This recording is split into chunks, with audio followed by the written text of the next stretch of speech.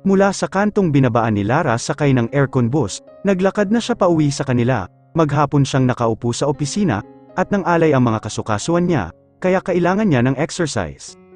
Napagtripan siyang tambakan ng trabaho ng boss niyang si Mrs. Asuncion, tuloy, lampas alas 7 na siya lumabas ng bangko, na pinaglilingkuran niya. "Sakay na, Lara," sabi sa kanya ng tricycle driver na si Piolo, nang umagapay ang tricycle nito, sa paglalakad niya. Taga roon din ito sa Binyan, bagamat laking Batangas ito, Ruthgar, ang tunay na pangalan nito. Ngunit, Piolo, ang ipinalayaw rito ng mga taga roon, dahil sa sikat na artistang si Piolo Pascual. Huminto siya at binalingan ito, "Salamat, Piolo, pero mas gusto kong maglakad ngayon." "Sige na, gabi na at mag-isa ka laang na naglalakad din ililibre naman kita ng sakaya." Ninitian niya ito, natatawa siya tuwing nagpapakyut ito sa kanya, mabait ito kahit na alam niyang chick boy ang bigatilyong ito. "Salamat, may pamasahe naman ako kung gusto kong sumakay, pero mas gusto kong maglakad ngayon." Pina-cute lalo nito ang ngiti nito, hinagod pa ng mga daliri ang bigote nito. "Ikaw naman, nagmamagandang loob na nga ang tao, hihiin mo pag ako." "Hindi naman sa ganoon, Piolo, kailangan ko rin kasi ng exercise, sa susunod na lang ako sasakay sa tricycle mo." "Ay, sige, kung iyan ang iyong gusto, ingat ka na laang, salamat." Akala niya ay paandarin na nito ang tricycle, pero humirit pa ito. "Lara, ako'y aakyat ng ligaw sa inyo sa Sabado, ha?" Pabirong pinamaywangan niya ito. "Piolo, mahal ko ang buhay ko at ang katahimikan ko, ayokong mapagtripan ng mga chicks mo. Sayang ang ganda ng buhok ko, kung sisibunutan lang nila." Tumawa ito, "Sobra ka naman, wala naman ako kahit chicks ah." Oh, humahaba na ang ilong mo, ikaw talaga, hindi na ako nakalusot sa ayo." Nagpatuloy siya sa paglalakad, nang lampasan na siya nito, hindi delikadong maglakad sa lugar nila, may ilaw ang lahat ng poste sa kalsada, at hindi uso ang hold-upper doon. Malayo pa siya ay naririnig na niya ang tugtugan, sa bahay ng kapitbahay nilang si Mamay Conching, mukhang nagkakasayahan ang mga apo nito, na kilalang mahihilig mag-videoke, malamang na may okasyon, dahil natanong niyang nakasindi ang lahat ng ilaw, sa front yard ng bahay nito. Parang kiniliti ang mga tainga niya, nang maging malinaw sa pandinig niya, ang boses ng kasalukuyang kumakanta. Napakaganda ng tinig niyon. Tiyak niya na hindi yun si Ding o si Naldo. May boses ang dalawang apo na yun ni Mamay Conching. Ngunit hindi yun kasing ganda ng tinig na naririnig niya. "Oh, she takes care of herself, she can wait if she wants, she's ahead of her time, oh, and she never gives out, and she never gives in." May brilyo ang boses ng kumakanta, puno ng emosyon ang tinig nito, at tila nanunuot sa puso ng nakikinig. Sa palagay niya ay mas maganda pa ang boses nito, kaysa sa orihinal na kumanta niyo na si Billy Joel. Nasilip niya sa terrace ang kumakanta, nakaharap ito sa videoke, kaya likod lang nito ang nabestahan niya. At kahit nakaupo ito sa paamano ng terrace, ay tiyak niya na matangkad ito. Napansin din niya ang isang Ford Lynx na nakaparada sa garahe, mukhang bisita ang lalaking kumakanta. Bakit ba ganoon ang pakiramdam niya? Parang inihehelay ng anghel ang puso niya, ang buong kamalayan niya ay naaga ng kumakanta, kaya nang may matapakan siyang hindi pantay, na bahagi ng sidewalk, ay natisod siya, mabuti na lang at naibalanse agad niya ang sarili, at hindi siya nadapa. "Sino bang nakasabay mo at ngiting-ngiti ka riyan?" bungad ng kanyang ama, nang pagbuksan siya ng pedestrian gate, sumilip pa ito sa gawin ng pinanggalingan niya, may palagay siyang inaabangan nito ang pagdating niya, mula sa garden swing nila. Sa kaliwang bahagi sa labas ng bahay, tanaw mula roon ang kalsada, kaya malamang na nakita nitong parating siya. "Nagmano siya rito?" "Wala po, Daddy, may naalala lang akong nakakatawa." "Abi kayata ng husto ngayon, nag-overtime po ako?" "Hala, umakyat ka na at magbihis, tawagin mo na lang ako kapag nakapaghain na si paring." Anitong ang tinutukoy ay ang maid nila. Hindi na siya nagulat na sa garden swing ito nagtungo, malamang na tulad niya ay nagandahan din ito, sa boses ng kumakanta sa videoke, at gusto pa nitong makinig doon. Idagdag pa na paborito nitong singer si Billy Joel. Nang makapasok na siya sa silid niya, ay binuksan agad niya ang mga bintana, iniladlad lang niya ang mga kurtina, para hindi makita sa labas ang pagbibihis niya. Gusto niyang mas malinaw na mapakinggan ang kanta ng singer kina Mamay Conching. Tapos na siyang magbihis, ay hindi pa rin siya lumalabas ng silid, nakinig pa rin siya sa kumakanta. Nang matapos na ang kanta, at hindi na ito ang sunod na sumalang sa videoke, nang hihinayang na lumabas siya ng silid, at nagtuloy sa komedor. Nadatnan niyang naghahain na roon si Ate Paring, si Mommy, tanong niya rito. Pinagalaw lang nito ang mga balikat nito, na ang ibig sabihin ay hindi nito alam, may sariling mundo talaga ang kasambahay nilang ito, Ngunit mahusay itong magtrabaho, madalas nga lang na parang wala itong kamalayan sa paligid nito. Dumiretso siya sa kusina, doon niya nasalubong ang kanyang ina na si Luisa. Mabuti naman at narito ka na, kanina pa sa labas ang daddy mo. Inaabangan ka, sabi nito pagkatapos niyang magmano rito, hindi ka man lang tumawag na gagabihin ka. Sorry, mommy, pinilit ko kasing tapusin ang ginagawa ko, kaya hindi ko na naisip na tumawag. Aring, tawag nito sa maid, tawagin mo na ang Kuya Ernie mo, at kakain na tayo, ako na lang po ang tatawag kay daddy. Mommy, pagboboluntaryo niya, gusto uli niyang lumabas, baka sakaling masilip niya mula sa garden swing, ang hitsura ng singer sa kapitbahay nila, kaya lang paglabas niya, ay wala na sa teres ang singer, tinig na ni Ding ang umaalingaw-ngaw. Sa saliw ng videoke, Daddy, kakain na po, tawag niya sa kanyang ama. Habang pumapanhik silang mag-ama sa itaas, ay kumakanta-kanta pa ito, oh, she takes care of herself, she can wait if she wants, she's ahead of her time, napangiti siya. Malakas talaga ang recall dito, ng mga kanta ni Billy Joel, disimuladong ibinalik niya ang tingin, sa gawin ng kapitbahay nila, wala na roon ang lalaki, sayang. Grabe ka naman, Melay, kung kailan patapos na ang tag-araw, saka ka pa nagkatandang sore eyes, biro ni Lara sa kaibigan niya, dinalaw niya ito sa bahay nito, 2 araw na raw itong hindi pumapasok sa opisina, tinubuan ito ng kuliti sa kaliwang mata, hindi pa gumagaling iyon ay nagka-sore eyes naman ito, nakasalamin nito na mapusyaw lang ang tint, kaya kita mga mata nito pa rin niya ang namumulang. May kamiting kasi ako noong isang araw na may sore eyes, akala ko, hindi ako mahahawa kasi naka-eyeglasses siya. Nakalimutan kong gumamit ng hand sanitizer, pagkatapos ng handshake namin.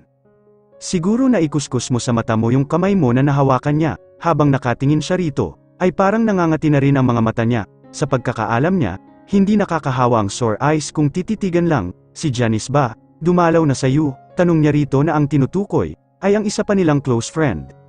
Hindi pa busy yun sa pagsintang pururot niya kay Stan.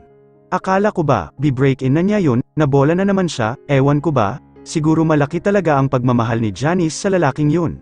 Nahuli na nga niya na may ibang kadate na babae si Stan. Pero ayun, sila pa rin, hindi ko alam kung anong pambabala, ang ginawa ng lalaking yun sa kaibigan natin, para patawarin siya ni Janice. Grabe rin si Janice, sobrang laki ng puso niya para magpatawad, kung ako siguro ang niloko ng boyfriend ko, magkakalimutan na kami forever. Pinagalaw nito ang mga balikat, at hinagilap ang gamot na pampatak sa mga mata nito, mabuti na lang talaga na isipan mong magpunta rito ngayon, at least, may magpapatak na ng mga ito sa mga mata ko. Alam na ba ng mommy mo na nagka-sore eyes ka, tanong niya rito pagkatapos niyang patikan ng eye drops ang mga mata nito, hindi. Bakit hindi mo ipinaalam sa kanya, wala ka pa namang kasama rito, wala man lang mag-aasikaso sa iyo, sigurado ako, kapag nalaman niya ang kalagayan mo, uuwi yun dito, nasa Batangas ang ina nito, nang mabiyuda ang ginang at muling nag-asawa, ay isinama ito ng napangasawa sa lalawigang iyon, nagpaiwan si Melay sa Binyan, kasama ang isang yaya, ngunit mula nang magkatrabaho ito, ay pinaalis na nito ang yaya nito, dahil kaya na raw nitong mag-isa. Hayaan mo na, okay lang kahit mag-isa ko, alam mo namang hindi kami magkasundo ni mommy, palagi lang kaming mag-aaway kapag nandito siya. Dapat talaga magka-boyfriend ka na para may mag-aalaga sa iyo. Girl, matagal ko nang wish yan kaso talagang sadyang mailap sa akin ang mga adan, hindi ko alam kung bakit siguro na-i-intimidate sila sa pang-miss you na beauty ko. Natawa siya rito, maganda talaga ito, kung hindi lang ito madalas umarte na parang drag queen. Ikaw, napansin ka na ba ng accountant ninyo? Alam nitong crush niya ang accountant nilang si Daniel. Hindi nga, obvious na nga na tinutokso kami ng mga office mates namin, hindi man lang niya kagatin ang bait. Baka naman taken na, hindi pa, tinanong na nga siya ng boss namin, kung may girlfriend siya, wala pa raw, sabi pa niya, still lukang pa raw siya ng girl na liligawan, kainis, bakit ba hindi niya ako makita, araw-araw naman kaming magkasama sa office.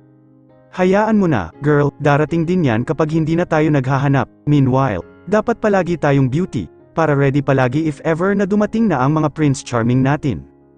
Anong Prince Charming ang naririnig ko? Sabay silang napapihit ni Melay sa pinto, nakasungaw roon si Janice, girl, you're just in time, halika, makiramay tayo rito kay Melay at nadale ng tandang sore eyes. Isang araw lang pagkatapos dumalaw ni Lara kay Melay, ay nangati na ang mga mata niya, nang sumunod na araw, hindi na niya maidilat ang mga mata niya, sa dami ng mga muta, nahawa rin siya ng sore eyes kay Melay.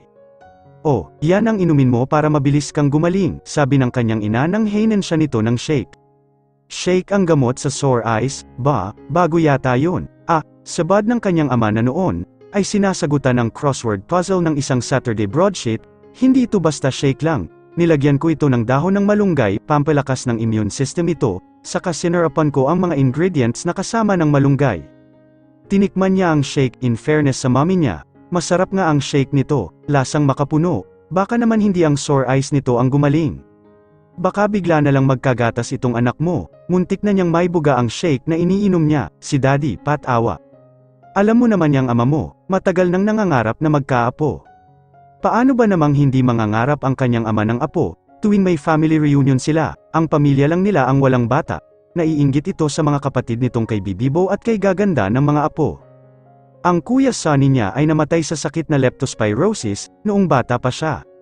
Ang kuya Monty naman niya, ay wala pang balak mag-asawa, kahit tumuntong na ito sa edad na 30, nang magkalisensya ito bilang electronics engineer, ay lamarga agad ito ng pagtatrabaho sa abroad, galing na ito ng Singapore, Taiwan, at ngayon ay sa France ito lumipat. 2 taon na itong hindi umuuwi sa Pilipinas. Ang bunso nilang si Richelle, ay napakabata pa para mag-asawa at magkaanak, nag-aaral pa lang ito sa kolehiyo. Ikaw rin naman dyan, nangangarap ding magkaapo. Huwag muna yun ang hingin mo rito sa anak mo, kailangan munang magkanobyo siya.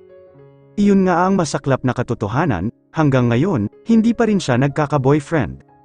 Lara, anak, kahit naman gusto namin na magkanobyo ka na, ayaw naman namin na bibiglin mo kami at sasabihin mong buntis ka, kaya kailangan mo nang magpakasal. Kapag nakipagrelasyon ka sa isang lalaki, mas magandang magkakilala muna kayo ng matagal, baka mamaya pala, may pangit siyang pagkatao o ugali na itinatago lang sa iyo.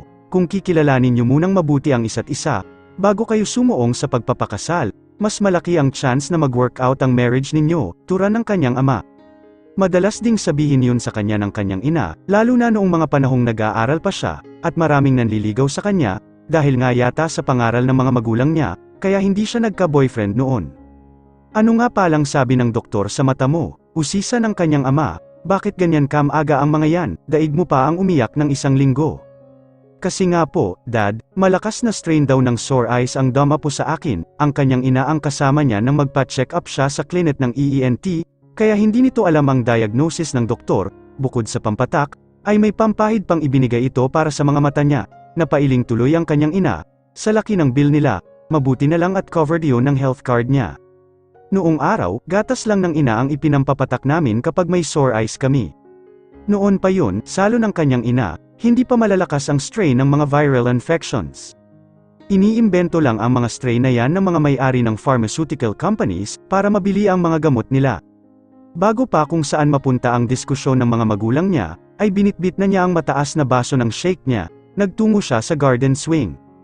Kalahati pa lang ng shake ang naiinom niya, nang biglang matamaan ang kamay niya, nang kung ano at bumagsak ang baso mula sa kamay niya, tumapon ang laman yon at tumalsik pa, ang iba sa damit at katawan niya, mabuti na lang at hindi nabasag ang baso. Naningkit ang mga mata niya, nang makitang bola pala ng volleyball yun, pinagpagyaran pa namang gawin ng kanyang ina ang malunggay shake, natapon ang kalahati niyon, miss. Napaharap siya sa tarangkahan nila, nagulat ang bigatilyong lalaki na tumatawag sa kanya, nanlaki ang mga mata nito nang makita ang hitsura niya. Ikaw ba ang may-ari ng bowl ang pumasok dito? Antag niya rito, matangkad ito at malapad ang pangangatawan, na parang kay Dingdong Dantes, mas mataray pa sana roon ang ibubungad niya rito. Ngunit nang makita niyang cute ito at apologetic, ay nag-tone down siya ng katarayan. Ate Lara, bola namin yan, sabad ni Ding nakada rating lang. Itinulak nito ang pedestrian gate nila at pumasok na ito. Bakit ganyan ang ayos mo? Nasabugan ka ng halo-halo, tapos, may sorry eyes ka pa, ang pangit mo. Ate Lara, para kang zombie, tumitawang tukso nito. Saka hinagilap ang gamulong na bola, tumatalon-talon pa ito nang lumabas ng bakuran nila.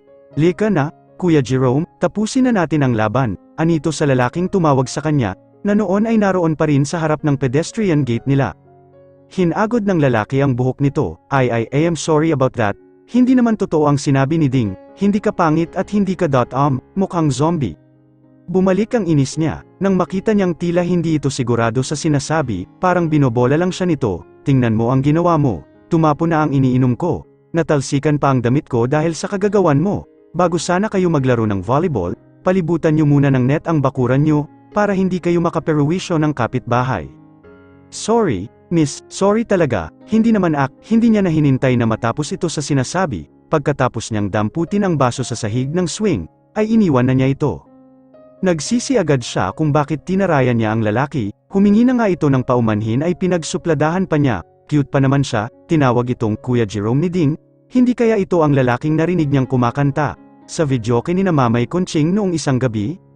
Napangiwi siya, for sure, ka-turn off ang first impression niya sa akin, lalo nang ka-turn off ang first sight niya sa mukha ko. Hi. Maagang umuwi si Lara ng araw na iyon, kahit tambak ang naipong trabaho niya, hindi muna siya pinag-overtime ni Mrs. Asuncion. Dahil kagagaling pa lang ng kanyang mga mata, baka raw mabinat siya, mahigit 1 linggo rin siyang nag-leave. Mabuti naman at narito ka na, bungad ng kanyang ina, magpalit ka na ng damit, at dalhin mo itong beef with broccoli kina Mamay Conching, si Ate Paring po. Ayon, siya naman ang dinala ko sa doktor kanina, nahawahan mo ng sore eyes yung pobre, nilalagnat pa naman, bakit po maaga kayong nagluto ng ulam? Galing ng Tagaytay ang mga Tito Pepe mo, kapatid ng kanyang ama si Tito Pepe, dumaan sila rito at nagdala ng karne ng baka at mga gulay, nako, nakakatuwa, ang dami, kaya iniluto ko na para makapagbigay tayo sa kapitbahay. Pagkatapos magpalit ng damit ay binitbit na niya ang bowl, na may takip at nagtungo siya kina Mamay Conching. Nakita niya sa teres ang lalaking tinarayan niya noong isang araw, pumasok agad ito sa loob nang makita siya. Nako, talaga nga yatang na-turn off sa akin ang cute guy na yun, hindi niya maunawaan kung bakit malakas ang attraction niya, sa lalaking yun. Samantalang dati, kapag nakita niyang may bigate ang isang lalaki, minus pogi points na agad ito sa kanya. Ngunit iba ang dating ng bigatilyong yun, hindi ito kasing agresibo ng iba, tulad ng tricycle driver na si Piolo. Ibinalansi niya sa isang kamay ang bowl, kahit medyo mainit pa yun, hinagod niya ng mga daliri ang kanyang buhok, na hindi niya nahagod muna ng sukle kanina bago siya bumaba. Oh, Lara, ikaw pala, sabi ni Mamay Conching nang lumabas ito, itulak mo na lang yang gate at bukas naman yan. Sinunod niya ito, pumanhik siya sa terrace, pasimple niyang tiningnan ang loob ng bahay, mula sa nakabukas na front door, ngunit hindi niya nakita roon ang lalaki. Ano ba yang dala mo? Beef with broccoli po. Niluto ni Mommy, iniabot niya rito ang bowl na hawak niya, napangiti ang matanda, talaga yang Mommy mo. Hindi ako kinakalimutan tuwing magluluto siya ng ganito, sandali lang, ha, isasalin ko lang ito.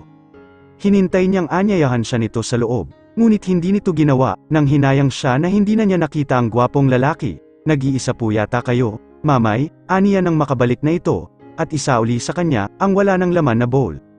Palagi naman talaga akong nag-iisa rito, maya-maya pa ang dating ni Nading at Naldo mula sa eskwelahan. Pakisabi nga pala sa mami mo. Salamat ng marami, opo, ilang saglit pa siyang nanatili roon, hinintay niyang magboluntaryo itong magbigay ng impormasyon, tungkol sa lalaking naroon kanina.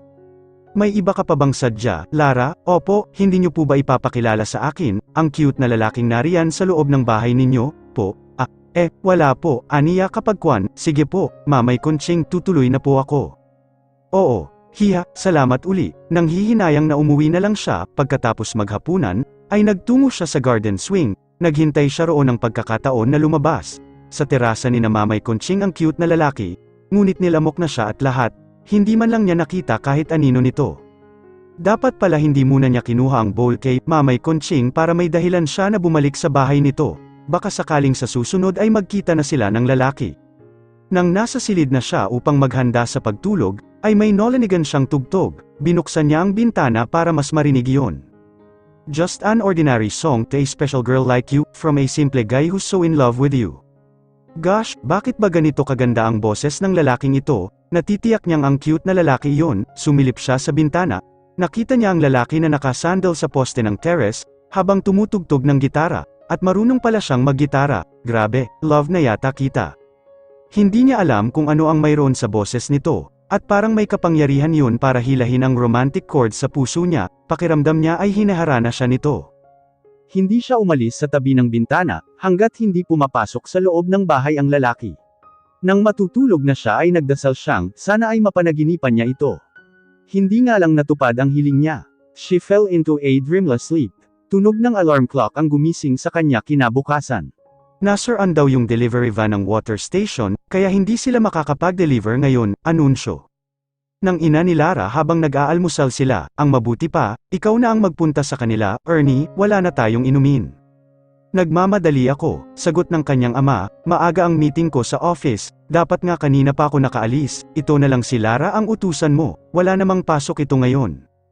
Dad, hindi ko kayang buhatin yung isang container, angal niya, ipabuhat mo na lang sa tricycle driver, pambihira naman yung opisina nyo, may pasok kahit Sabado, anang kanyang ina.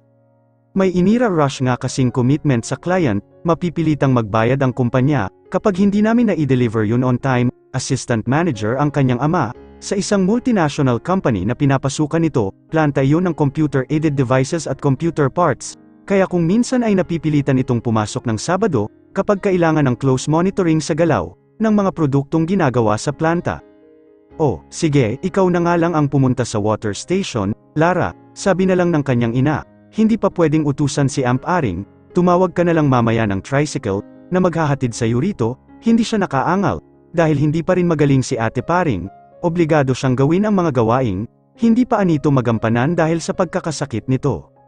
Sasabay na sana siya sa kanyang ama sa sasakyan nito, nang masilip niya sa kapitbahay, na pababa rin ang cute na lalaki kina Mamay Conching, may dala itong handcart na kinapapatungan ng 2 water container, na walang laman, kay bilis niyang nakaisip ng alibay, mauna na po kayo, Dad, mag-CCR muna ako. Nang makaalis na ang kanyang ama, ay binitbit agad niya ang bakanteng container ng water station. Saka siya lumabas ng bahay, oh, bakit hindi ka pa sumabay sa daddy mo, hindi na niya sinagot ang kanyang ina. Nagmamadaling sinundan niya ang lalaki kahit anong laki ng mga hakbang ang gawin niya, ay hindi niya ito maabutan. Laking pasasalamat niya, na wala silang kasabay sa water station, hindi pa rin ba okay ang delivery van ninyo, Dino, tanong niya sa tauhan sa water station. Nagtagpo ang mga mata nila ng lalaking sinusundan niya. Nang sumulyap ito sa gawin niya, lumukso yata ang lahat ng mga lamang loob niya. Dahil sa sulyap na yun, grabe, ang cute talaga niya. Hindi pa rin nga, Lara, sagot ni Dino. Habang nakikipag-usap dito, ay nakatuon ang pansin niya sa peripheral vision niya, kung saan hagip niyo ng kinaroroonan ng cute na lalaki, nakita niyang nakatingin pa rin ito sa kanya. Baka raw bukas pa magawa, pagpapatuloy ni Dino, hindi nga namin maservicean yung mga nasa malalayo. Saan mo nga pala isasakay tong tubig nyo, maghihintay na lang ako na may dumaang tricycle sa tapat, napansin niya na kahit nalagyan na ng tubig ang dalang container ng cute na lalaki, ay hindi pa rin ito umaalis doon, hinihintay yata siya nito. Nahagod niya ang mahabang buhok niya, pakiramdam niya ay lalo yatang hamaba iyon, pinagala niya ang paningin sa paligid ng water station, naghanap siya ng salamin upang makita niya kung pleasant-faced ba siya ng umagang iyon, sana lang hindi na maalala ng cute na ang swanggit kong hitsura noong may sore eyes pa ko. Nang makapagbayad siya kay Dino, ay humarap siya sa kalsada upang pumara ng tricycle, tinitingnan pa rin niya ang cute na lalaki mula sa sulok ng mata niya, kaya hindi na siya nagulat nang lumapit ito sa kanya. Excuse me, miss, isasabay ko na ang container mo sa dala ko, magkapit-bahay lang naman tayo, di ba? Nakangiting alok nito. Grabe, Lara, huwag kang magsuswon sa harap ng cute na yan, for favor, ha? Oo nga, sure, salamat, AHM. Jerome ang pangalan ko, hindi niya alam kung nagpapakyut ba ito, o talagang parang volume ng radyo, na nag-i-increase pa ang kakyutan nito, habang si Lara ang nakangiti, tila umaapaw ang saya nito ng mga sandaling iyon, at ikaw, alam ko ng pangalan mo. Salamat, Jerome, ani ang sinuklian nito ng matamis ding ngiti. Inilagay nga nito ang 3 container sa handcart na dala nito, halos pumutok na ang gulong yun. Sa bigat ng mga container, mabagal ang mga hakbang na nilisan nila ang water station, mabuti magaling na ang mga mata mo. Anito, nakaramdam siya ng hiya, nang maalala ang pagtataray niya rito, at ang hitsura niya nang una siyang makita nito. Oo nga, sorry sa mga nasabi ko noong huli tayong magkita. Ha, totoo lang naman ang mga sinabi mo, ako nga ang nahihiya sa'yo, kasi may sakit ka pa noon nang matamaan ka ng volleyball. Apo ka rin ba ni Mamay Conching? Oo, pamangkin niya ang mama ko, dito sa Binyan branch ako nalipat ng trabaho, kaya sa kanila ako nakikitira ngayon. Parang nakita kitang pumasok sa building ng APC Holdings noong isang araw, doon ka ba nagtatrabaho? Oo, doon nga, malapit lang pala ang office building namin sa inyo, doon ako sa Prime Savings Bank. Really? Isang building lang pala ang pagitan ng mga pinapasukan nila nito, oo, kaya pwede pala tayong magsabay na lang, sa pagpasok sa umaga, I mean, kung walang ibang naghahatid sa iyo sa office. Inaalam lang ba nito kung may boyfriend na siya? Actually, wala talagang naghahatid sa akin. Kung maaga akong papasok, may hahatid ako ni Daddy, pero maaga kasi siyang umaalis sa amin, at out of the way pa ang pinapasukan ko sa office niya. So, sabay na lang tayong pumasok sa Lunes, napangiti siya sa hopeful na mga mata nito. Ito lang ang kilala niyang lalaking may bigate, na hindi flirty ang dating kahit ngumingiti ito, na tila interesado sa kanya, wala sa loob na nahagod niya ang kanyang buhok. Gosh, Lara, nakikipaglapit sa iyo ang cute na yan, ikaw, kung hindi ka maiinip sa paghihintay sa akin. Tila lalong sumaya ang mukha nito sa isinagot niya, hindi ako maiinip. Gabi pa lang ng Linggo ay inihanda na ni Lara, ang lahat ng kakailanganin niya sa pagpasok kinabukasan, mula sa kanyang uniforme, sapatos at cater nung bag niyon, hanggang sa gagamitin niyang eye makeup ay nakahanda na bago siya matulog, isinit niya ang alarm clock ng mas maaga, upang mas hamaba ang oras niya sa pag-aayos ng sarili.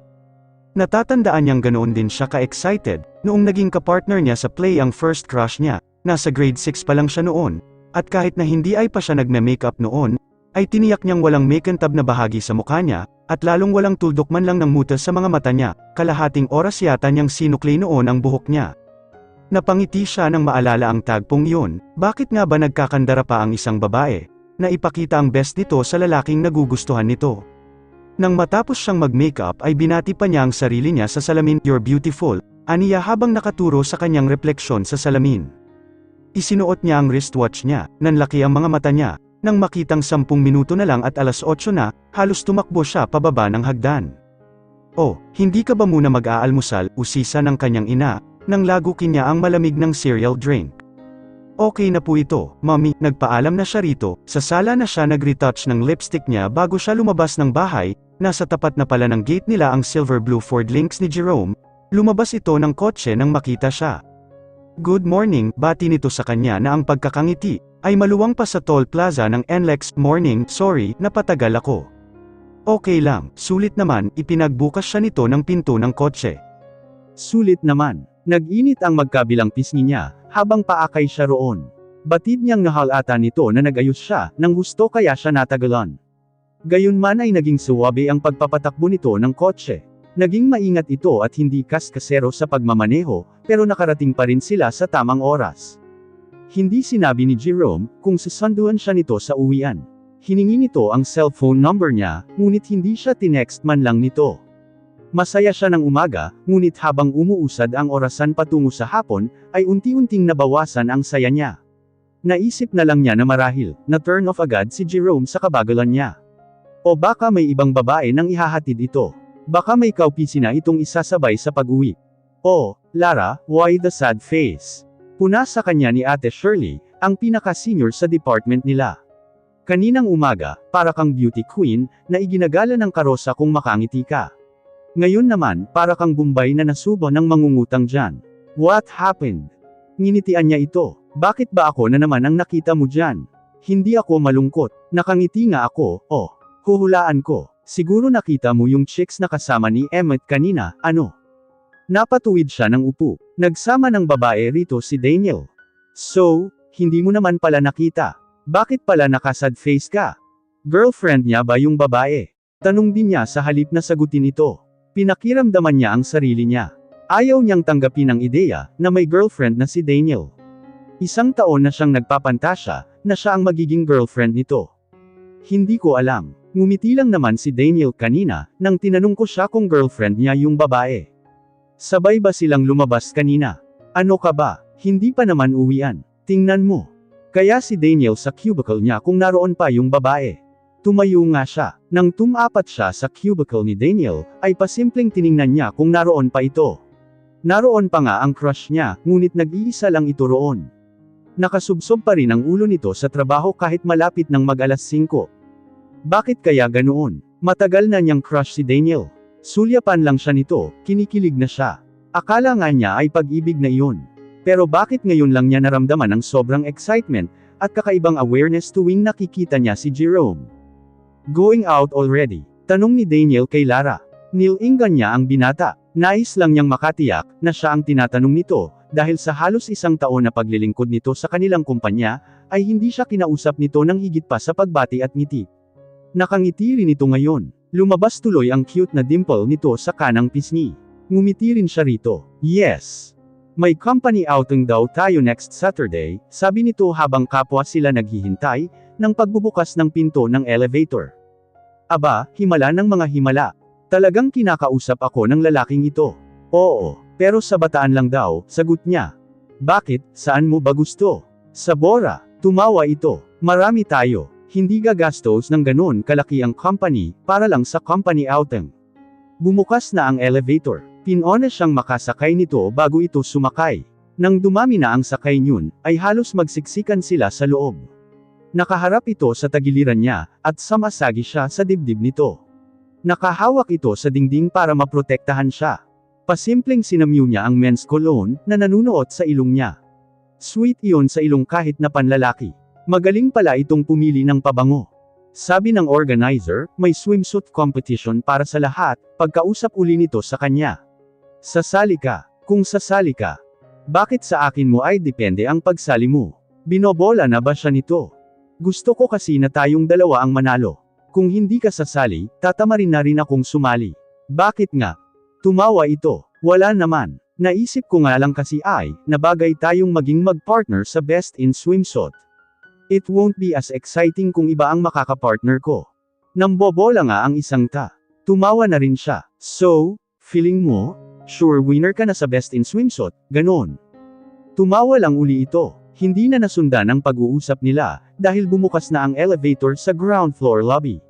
Hindi na rin sila nagkasabay sa paglabas. Nang lingunin niya ito ay papalabas pa lang ito ng elevator. Hihintayin na lang sana niya ito sa hagdan, pero naaga na ang pansin niya, ng isang lalaking kamakaway sa kanya, sa harap ng kanilang office building si Jerome. Hi, how's your day? Tanong ni Jerome sa kanya nang lapitan niya ito. Kay lawak ng ngiti nito. She smiled back. Pinigilan niya ang sariling higaran ang buhok niya, para alamin kung hamaba na naman ba iyon, sa loob lang ng iilang oras. Ano ba ang nangyayari? Tulad na rin ba siya ng bida sa pelikulang When in Rome, na bigla na lang kinabaliwan ng maraming lalaki, dahil sa pamumulot nito ng coin sa wishing well, ng Roman goddess na si Venus. Pero wala naman akong kahit isang coin na pinulot recently. At hindi pa ako nakakakita ng kahit anong klase ng love potion. Okay naman, sagot niya. Hindi niya alam kung lilangunan pa niya si Daniel, sa likuran niya o aakayin si Jerome palayo roon, para lang hindi sila makita ni Daniel. Sa huli, siya ang nagpaakay kay Jerome pasakay sa kotse nito. Hindi ko alam na sisunduan mo ako ngayon. Nabawasan ang ngiti nito. Pareho lang naman tayo ng oras ng labasan, kaya akala ko hindi ka na magugulat kung dadaanan kita rito. May iba bang maghahatid sa you? Dapat ba nagpaalam muna ako? Wala. Mas okay nga na dinaanan muna ako rito. At least, hindi na ako magko-commute. Ang inaalala ko lang, baka masamain ito ng girlfriend mo kapag nalaman niya.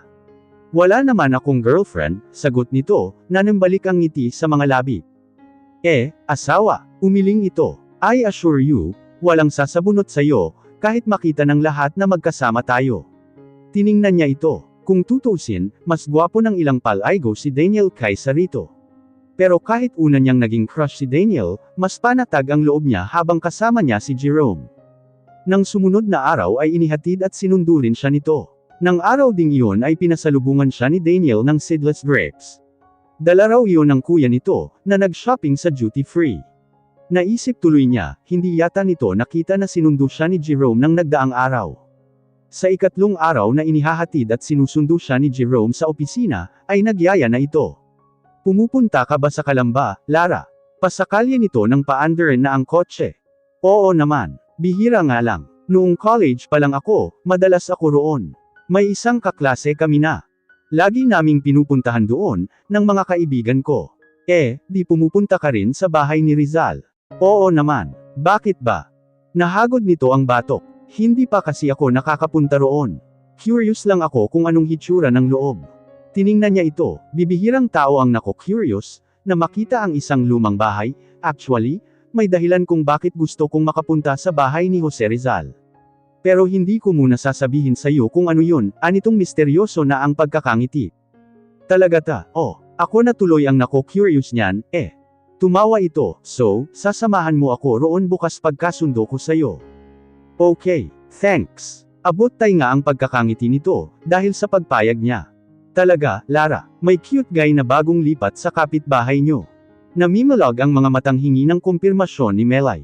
Naroon sila sa bahay nito.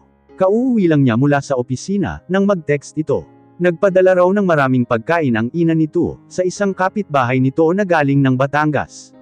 Dahil mag-isa lang ito sa bahay, ay nagtawag ito ng mapagbibigyan ng mga iyon. Ikaw talaga, Melay, basta cute guy, nabubuhay agad ang dugo sa mga ugat mo, kantiyo rito ni Janice.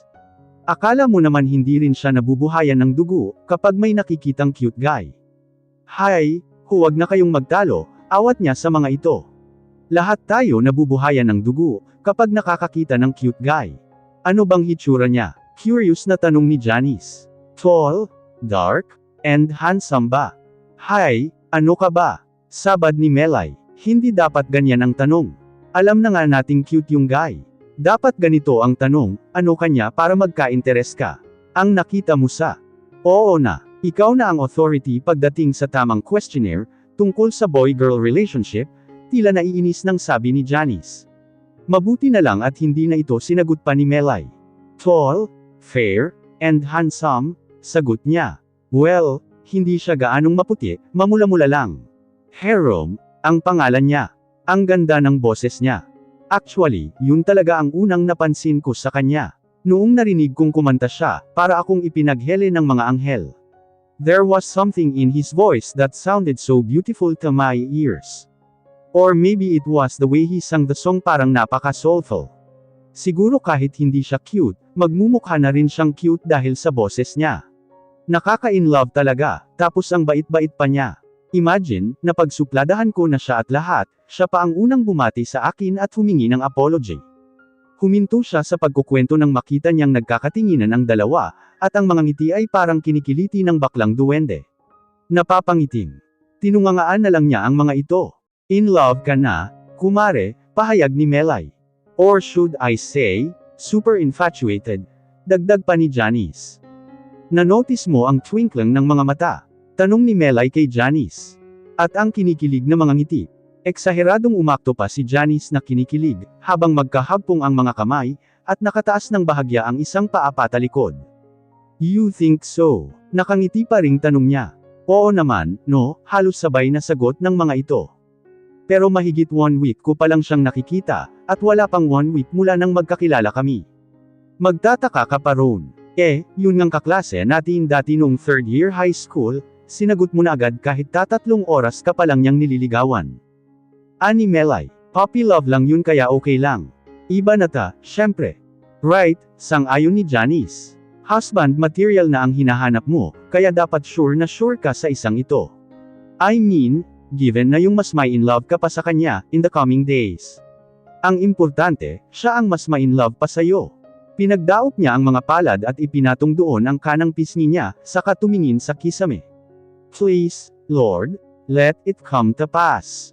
Iniharang ni Melay sa mga mata niya ang palad nito. Gutom lang yan. Halika na. Sentensyahan na natin ang mga ipinadala ng alibergo kong ina. Sobra naman ito kung makapagsalita, puna ni Janice. Nanay mo pa rin yun kahit mas love niya ang second family niya, kaysa sa akin, ganun ba? Hindi naman siguro, ani Janice.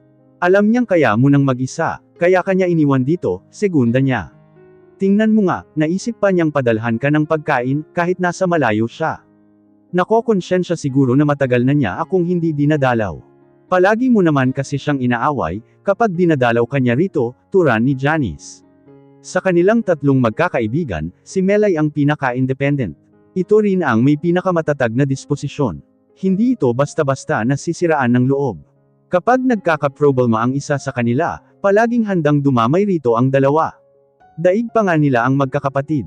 Minsan nag-aasaran at nagbabangayan din sila, gaya ng ibang magkakaibigan, ngunit mas marami pa rin ang pagkakataon, na masaya sila at nagkakasundo. She felt blessed to have Melay and Janice for a friend. Kumunat ang noo ni Lara nang mapatingin siya kay Ate Shirley. Nagliligpit na siya sa office desk niya, dahil mag-aalas 5 na. Bakit ganyan ang pagkakangiti mo sa akin? Feeling ko, may alam ka sa akin na hindi ko alam. Bakit ba? Iha, kung hindi mo pa alam, kinaiinggitan ka na ngayon ng mga girls dito sa atin. Ha, bakit naman? Nakita kaya namin ang abutan ka ni Daniel ng supot kahapon, bago mag-uwian. Totoo nga bang grapes at chocolates, ang ibinigay niya sa'yo? Napailing siya. Ang chismis talaga, mabilis kumalat.